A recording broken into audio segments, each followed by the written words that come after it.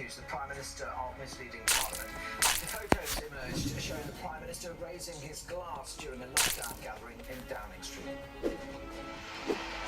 A group of MPs say that Afghan allies and British soldiers were utterly let down during the evacuation of the Afghanistan capital Kabul last summer.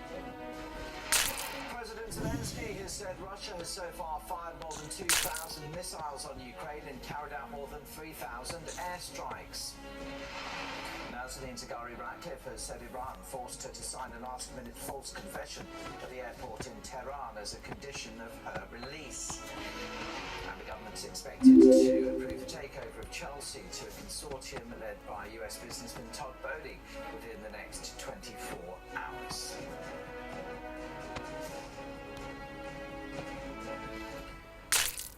So there is more trouble for Boris Johnson this morning after pictures emerged of him raising a glass at a Downing Street leaving party during lockdown.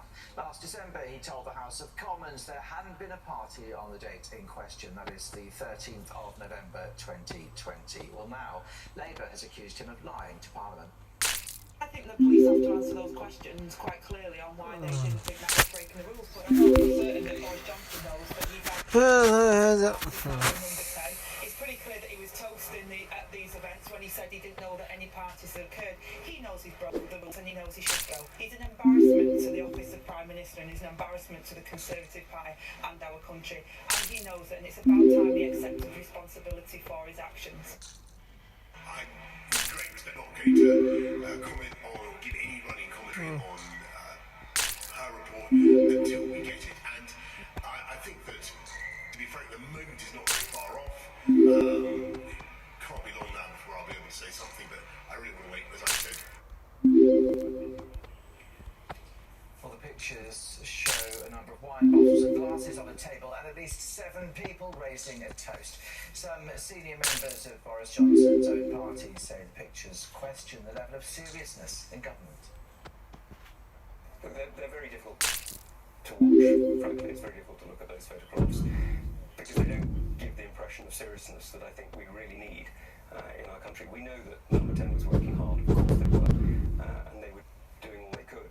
But we also know that people were working incredibly hard in hospitals and care homes across our country. We know that teachers were turning up to work and making sure that people could get kids educated when they were essential workers. We know that many people were turning up at times when they were extremely worried. And I'm afraid this doesn't show the level of seriousness that we really need in government. Now, Ukraine's President Zelensky has urged business leaders not to trade with Russia. He was speaking to leaders at the World Economic Forum in Davos in Switzerland. And from there, our business correspondent Paul Kelso sent this.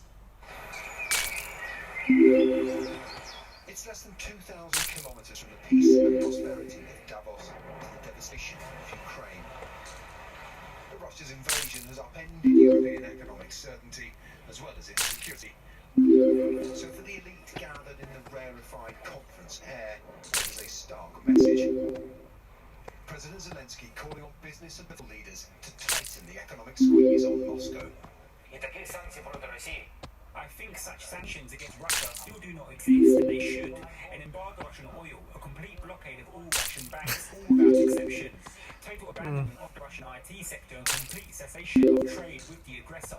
You need to set a plan for the complete exit of all foreign businesses from the Russian market so that your brands are not associated with war crimes. This was a typically more targeted message from Volodymyr Zelensky to an audience of concentrated wealth and business power at an event typically believes the markets are the answer to everything. Well, his message was that is no longer the case. There can be no business as usual with Russia, and when the war is over, these companies are going to need to help to rebuild Ukraine. Ukraine has got that message in MPs whose constituencies have been flattened want reparations from Russia to reconstruct their country. We are asking to invest into Ukraine because it will be a very fast-growing market when we start rebuilding the infrastructure. I mean, just tell me to rebuild a museum. We'll find you a museum to rebuild Ukraine. You can bring medicine. Many brands have already left Moscow, Starbucks joining the exodus after 15 years, announcing the closure of 130 stores, 2,000 days. out of Ukraine is a more urgent concern to many here.